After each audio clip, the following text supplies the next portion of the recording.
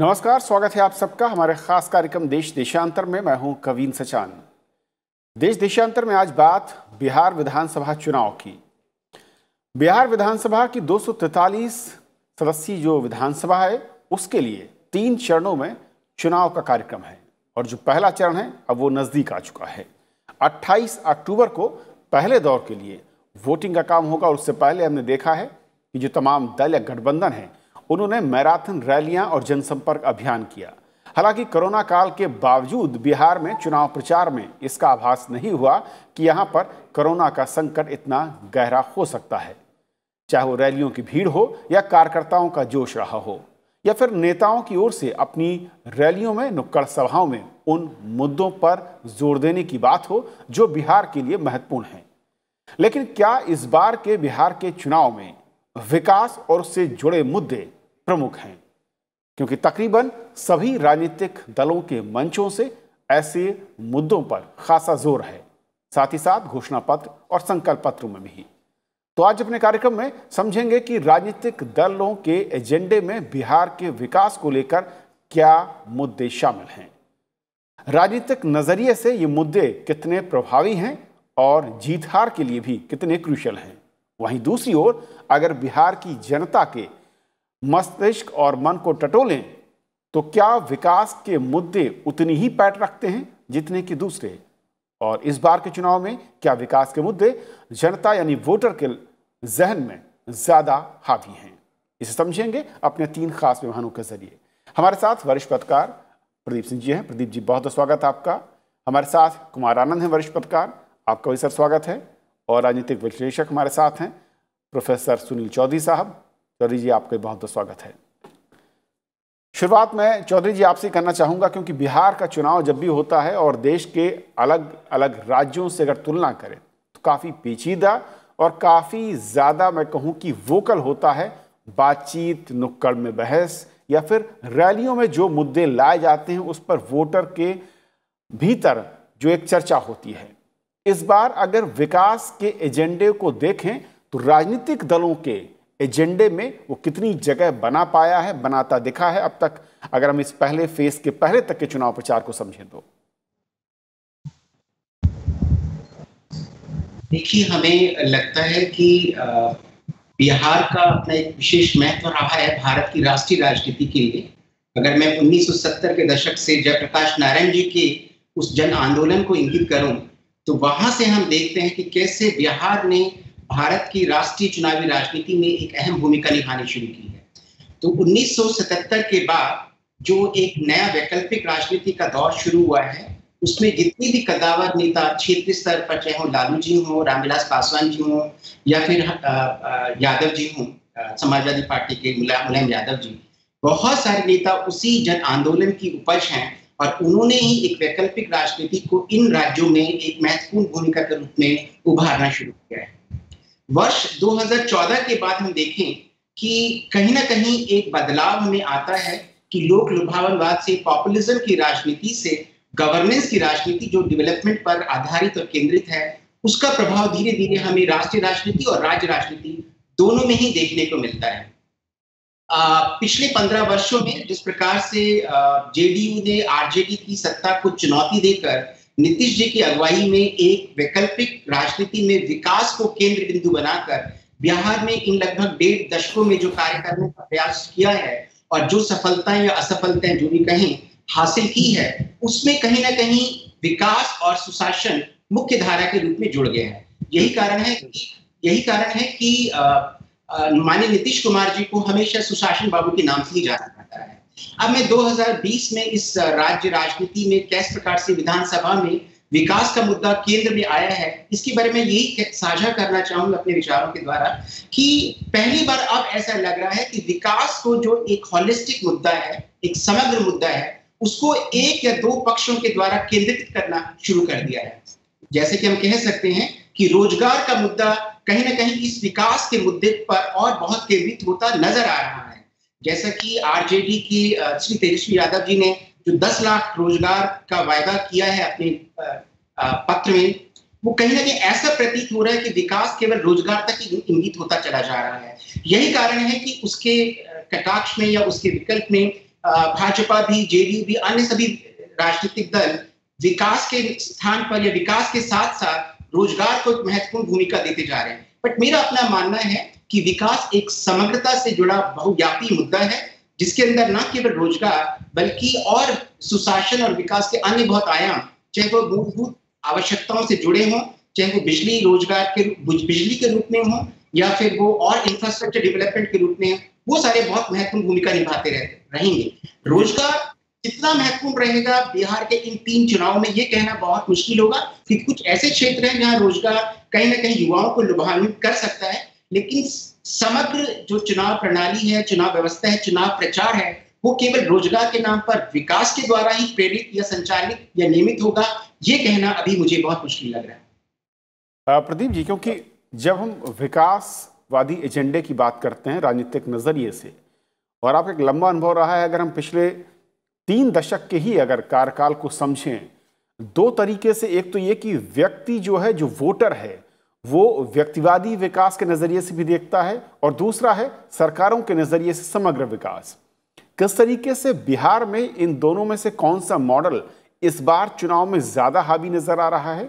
और जब हम विकास शब्द का इस्तेमाल करते हैं बिहार के परिप्रेक्ष्य में, वो पिछले 3 दशकों में किस तरीके से हाशिए से मुख्यधारा में, राजनीतिक एजेंडे में मैं कहूं, वहां पर खड़ा होता नजर आया है? देखिए कविन जी, एक बात हम लोगों को समझनी चाहिए कि देखिए, विकास की आकांक्षा हर वोटर में, हर नागरिक में होती है, और जैसे जैसे हमारा गणतंत्र विकसित होता जा रहा है, आगे बढ़ रहा है, राष्ट्र के रूप में हम जैसे जैसे परिपक्व हो रहे हैं, ये विकास की भूख बढ़ती जा रही है। जो मिल रहा है उससे ज्यादा चाहिए होता है। अगर आप याद करें 2005 में जब नीतीश कुमार आए थे, तब बिहार की स्थिति ये थी कि लोग कहते थे कि बिहार में कुछ बदल नहीं सकता, बिहार का कुछ नहीं हो सकता, कोई संभावना नहीं है, कोई भी आ जाए। लेकिन 2005 से 2010 के बीच में जो कुछ नीतीश कुमार ने किया, उससे लोगों में उम्मीद की किरण जगी कि बिहार में बदलाव हो सकता है, अगर आपकी नीयत हो ऐसा करने की, यदि आपके पास इसका विजन हो विकास का, तो बदलाव हो सकता है। तो उन्होंने 2005 से 10 के बीच में 3 बड़ी चीजों पर काम किया। एक, बिजली की सप्लाई, उससे पहले तक बिजली की का उत्पादन, उसका वितरण और उपभोग, तीनों स्तरों पर आप देखें तो बिहार शायद देश के सबसे पिछड़े इलाकों में आता। दूसरी समस्या थी लोगों की कानून व्यवस्था की। देखिए, उद्योग, व्यापार, धंधा, रोजगार, ये सब चलेगा अगर कानून व्यवस्था की स्थिति ठीक होगी। तीसरा, सड़क के मामले में कि आवागमन की सुविधा हो, तो लोगों का व्यापार आना जाना बढ़ता है, तो विकास होता है, उससे देखिए, रोजगार अपने आप में एकांगी है। अगर विकास नहीं होगा तो उस रोजगार का मतलब, अगर आप ये समझ रहे हैं कि सरकारी नौकरी में लोगों को रख दिया जाए, उसको रोजगार कहें, तो दरअसल वो आगे चलकर नुकसानदेह साबित होगा अगर आप सरकार का खर्च बढ़ाते हैं। तो ऐसे में ये स्पष्ट करना होगा जो लोग रोजगार की बात कर रहे हैं कि वो रोजगार के लिए विकास को तेज करेंगे या सरकारी खजाने से पैसा खर्च करके सरकारी नौकरी देंगे। सरकारी नौकरी देने का मतलब है सरकार, हर राज्य सरकार, केवल बिहार की बात नहीं कर रहे हैं, हर राज्य सरकार की स्थिति आज ये है कि उसके पास वो विकास कार्यों पर खर्च करने के लिए पैसे लगातार कम होते जा रहे हैं। ऐसे में उस खर्च को और अगर आप कम कर देते हैं तो विकास की गुंजाइश और कम हो जाती है। तो इसलिए अगर एक अनुमान है, सुनील जी शायद बेहतर आंकड़े बता पाए, कि लगभग 20 लाख करोड़ रुपए जो है का बजट है बिहार सरकार का। 5 लाख जो है वो चले जाते हैं सरकारी खर्चों में, सैलरी और दूसरे चीजों में। जो बचता है उसमें से अगर उस किटी को और हम कम कर देंगे तो फिर मुश्किल और ज्यादा बढ़ती जाएगी। तो इसलिए विकास की बात तो ठीक है, लोगों की विकास की मांग, लोगों की विकास की भूख बढ़ रही है। और दूसरा, पिछले 7-8 सालों में ये भी दिखाया है भारतीय राजनीति ने, नेताओं ने, खासतौर से मैं जिक्र करूंगा प्रधानमंत्री का, कि उन्होंने ये साबित किया है कि विकास के नाम पर, विकास के काम पर भी चुनाव जीते जा सकते हैं। ये भी चुनाव का मुद्दा हो सकता है। और बिहार जैसे राज्य में ये और महत्वपूर्ण हो जाता है। जहां जातीय अस्मिता की राजनीति बहुत सशक्त है, उसको तोड़ पाना अभी तक किसी भी दल के लिए मुश्किल रहा है। इसीलिए आप देखिए कि पिछले 20-25 सालों में किसी एक दल को जो है स्पष्ट बहुमत नहीं मिला है, गठबंधन की ही सरकारें बनी। आनंद जी, जिस तरीके से बिहार के जो आंकड़े हैं, और अगर हम इसको दो अलग अलग हिस्सों में देखें, यानी कि पिछले 15 साल बना उससे पहले के 15 साल विकास, और जैसे कि कहा प्रदीप जी ने, बहुत ये कड़वा सच है कि विकास को किसी एक अलग नज़रिए से नहीं देख सकती, और उसी के साथ रोजगार भी है, उसके साथ इंडस्ट्रियलाइजेशन भी है, उसके साथ जो मूलभूत ज़रूरतें वो भी हैं, और जब समग्र तौर पर देखते हैं तभी वो विकास के उस सांचे को पूरा हम देख पाते हैं, उस तस्वीर को देख सकते हैं।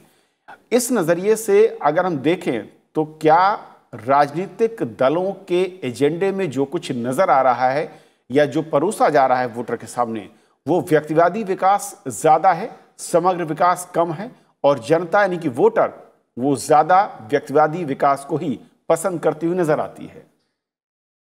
देखिए, प्रत्यक्षम किम प्राणम, जो सामने देखा है, मैं क्योंकि बिहार का रहने वाला हूँ, इस नाते इस दोनों फेज को, एक नीतीश के पहले का दौर और एक नीतीश कुमार का दौर, दोनों को देखा जाए। एक वो समय था जब बिहार विकास नहीं अविकास के दौर में था।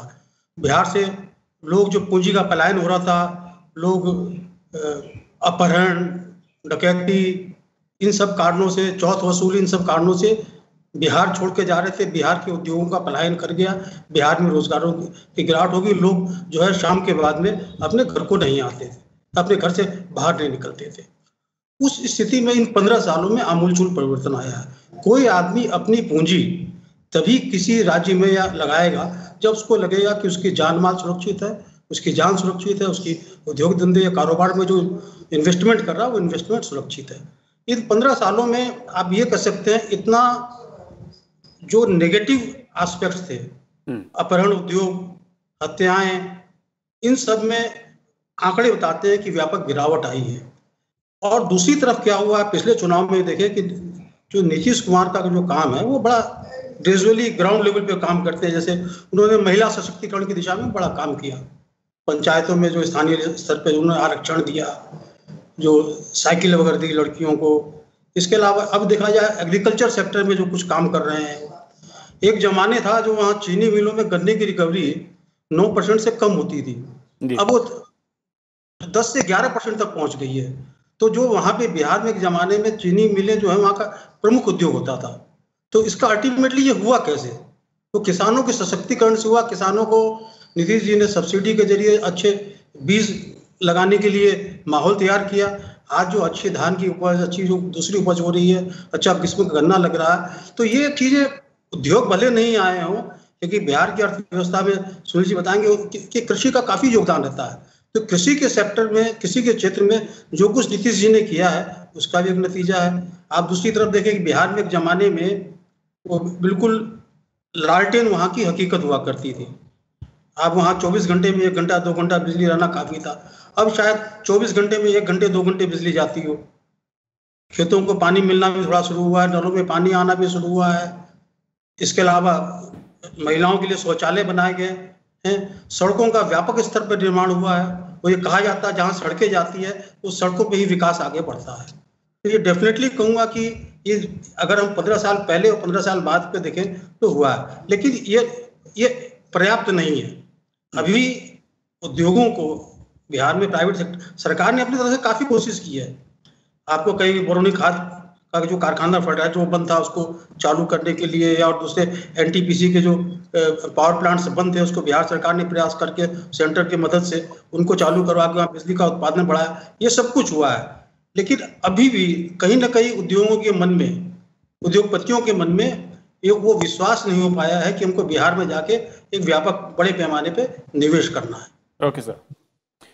सुनील जी, क्योंकि जो आंकड़े हैं मैं देख रहा था बिहार में, अगर मैन पावर की हम देखें कि कहाँ पर सबसे ज़्यादा जो श्रम लगा हुआ है, एग्रीकल्चर में करीब 60% के इर्द गिर्द नज़र आता है, इंडस्ट्री में महज 7-8% के बीच में है, और सर्विस में 2015 में जो था वो करीब 35 से 36 के आसपास था।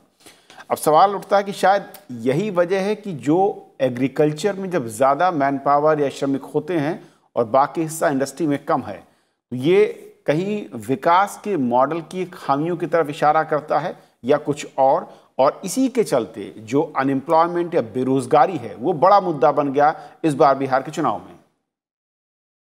देखिए, बिहार को जब हम अन्य राज्यों की अपेक्षाकृत उसका मूल्यांकन करते हैं या उसकी तुलना करते हैं, तो हमें इस बात को भी बहुत ध्यान में रखना होगा कि 1980 के दशक के बाद देखें कि एक बहुत बड़ा पलायन जो भी शैक्षिक वर्ग, शिक्षित वर्ग रहा, उसका पलायन बिहार से हुआ। इसलिए एग्रीकल्चर वहां पे एक डोमिनेंट फिगर के रूप में, डोमिनेंट सेक्टर के रूप में उभर कर आया। तो ये जो पलायन हुआ, उस कारण से इंडस्ट्री का वहां पर खुलना चलना बहुत आसान नहीं लगा। और उन 15 वर्षों में जब नीतीश जी से पुराना शासनकाल जो रहा है, उसमें कहीं ना कहीं ये अपराधों की जो संख्या जो बढ़ती चली गई थी, लॉ एंड ऑर्डर बहुत बुरी स्थिति में था, तो उद्योग जगत का विश्वास वहां पर आ ही नहीं पाया। और ये केवल बिहार में ही नहीं, ये बिहार से जुड़े हुए राज्य वेस्ट बंगाल में भी देखा गया कि कैसे इंडस्ट्रीज जो है बिहार और वेस्ट बंगाल में इन्वेस्टमेंट्स को लेकर थोड़ा कहीं ना कहीं सोचने में आ गए। यही कारण है कि इंडस्ट्रियलाइजेशन बिहार का उस तरीके से नहीं हुआ, वो औद्योगिक विश्वास बिहार को लेकर उद्योग में नहीं आया और वो एग्रीकल्चर पे सारा फोकस होता चला है। तो बिहार की अर्थव्यवस्था में उद्योग का, कृषि का और सर्विस सेक्टर का जो एक सामूहिक योगदान हो सकता था, बिहार को विकास के एजेंडा के रूप में प्रमुखता देने के लिए, वो कहीं ना कहीं इस विकास के जो बाकी दो पहिए थे, वो उसके समकक्ष, कृषि के समकक्ष नहीं चल पाए। ऐसा लगता है कि केंद्र सरकार की नीतियों के कारण भी और राज्य सरकार की नीतियों के कारण भी, जैसे कि हम एक कन्वर्जेंस देखते हैं विकास की नीतियों में, वो भाजपा लेड जो एनडीए सरकार है और जेडी बीजेपी का जो गठबंधन है, तो इन दोनों सरकारों ने मिलकर कैसे राष्ट्रीय और राज्य नीतियों का जो एक समायोजन नजर आता है बिहार में, उसने कृषि को भी रिवाइव किया है और धीरे धीरे उद्योग और सर्विस जगत भी रिवाइव कर रहा है। तो हम देखते हैं कि जब सेक्टर पूरा डिरेल हो जाता है, तो रिवाइवल अपने आप में एक बहुत बड़ी चुनौती है। मुझे ऐसा लगता है कि पिछले कुछ वर्षों में उद्योग की तरफ भी और सर्विस सेक्टर की तरफ भी बिहार बढ़ रहा है। अभी कितनी प्रगति कर पाएगा, कितनी तीव्रता से आगे बढ़ेगा, ये वास्तव में उसमें बहुत सकारात्मक और क्रांतिकारी अहम भूमिका निभाने की जरूरत है, जो सरकारें, बहुत राज्य सरकार भी और केंद्र सरकार भी उसकी ओर अग्रसर हो रही है। तो किस प्रकार से उद्योग जगत में उद्योगों को विकसित करने के लिए, उसमें विश्वास लाने के लिए नीतीश सरकार या आने वाली सरकार कितनी महत्वपूर्ण भूमिका निभा सकती है, वो बिहार के विकास के लिए बहुत महत्वपूर्ण हो सकता है। एक और बात मैं कहना चाहूंगा, आंकड़ों की बात करते हैं तो यही बिहार राज्य ऐसा रहा 16, 17, 17, 18 के आप देखें कि उसका जो जीडीपी ग्रोथ रेट था, वो भारत के अन्य राज्यों की अपेक्षाकृत बहुत अधिक रहा। 10%, डबल डिजिट में बिहार का ग्रोथ रेट था।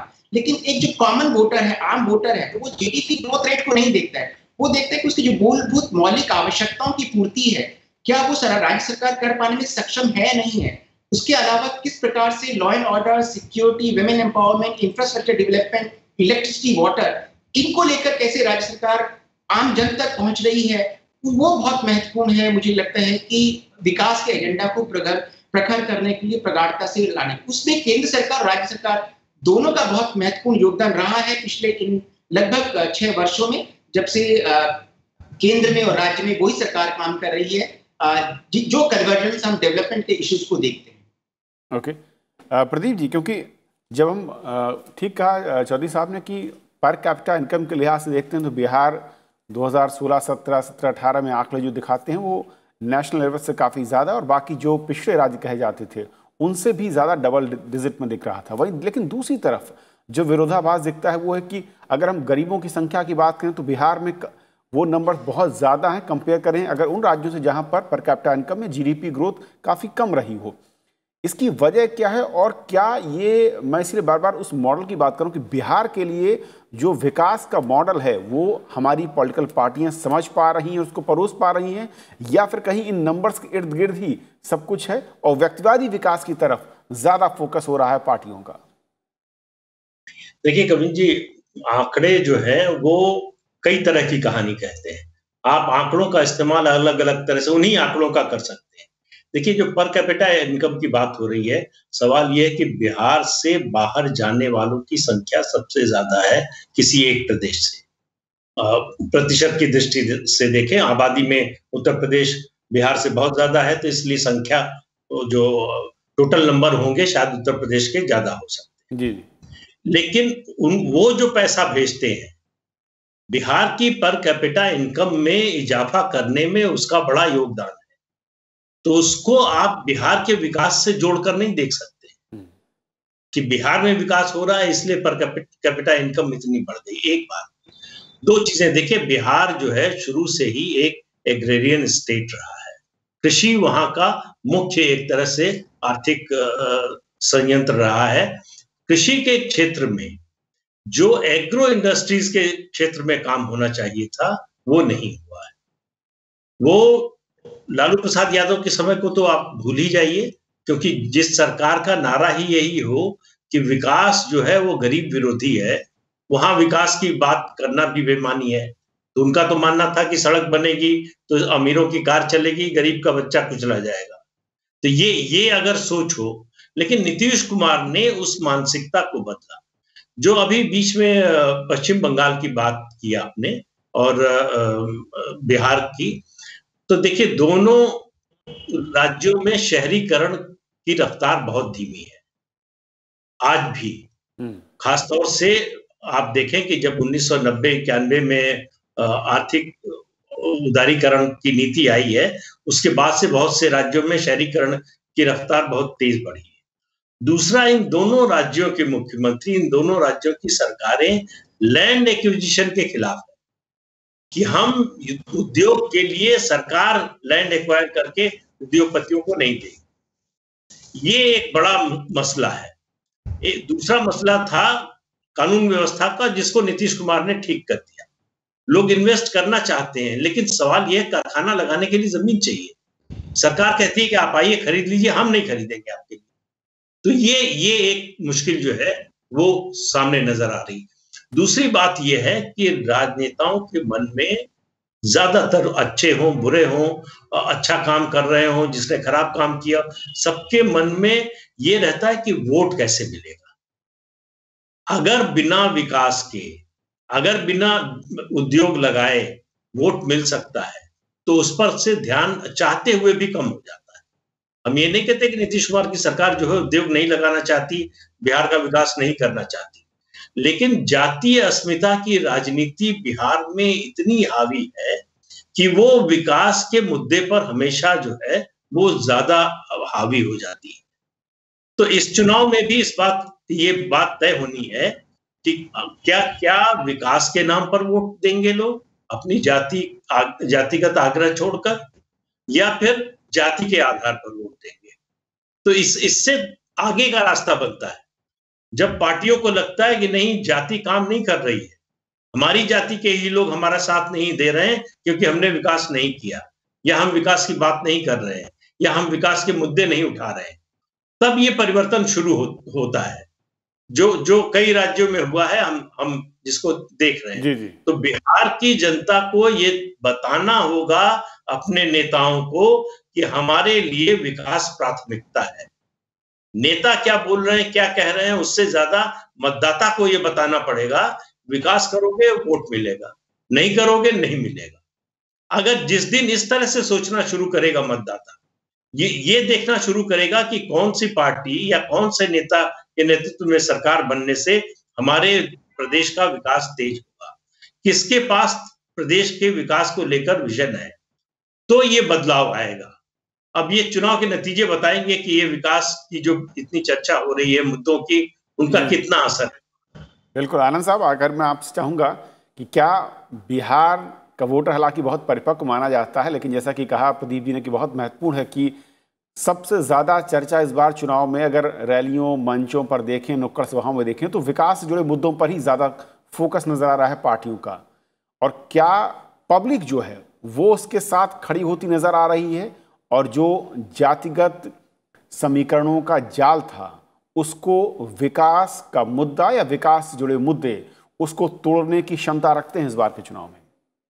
देखिए, बिहार में जाति एक सच है, वो जातीय एकजुटता या कहिए कि हर जाति किस पॉलिटिकल पार्टी से, किस नेता से जुड़ी हुई है, एक राजनीतिक हकीकत है।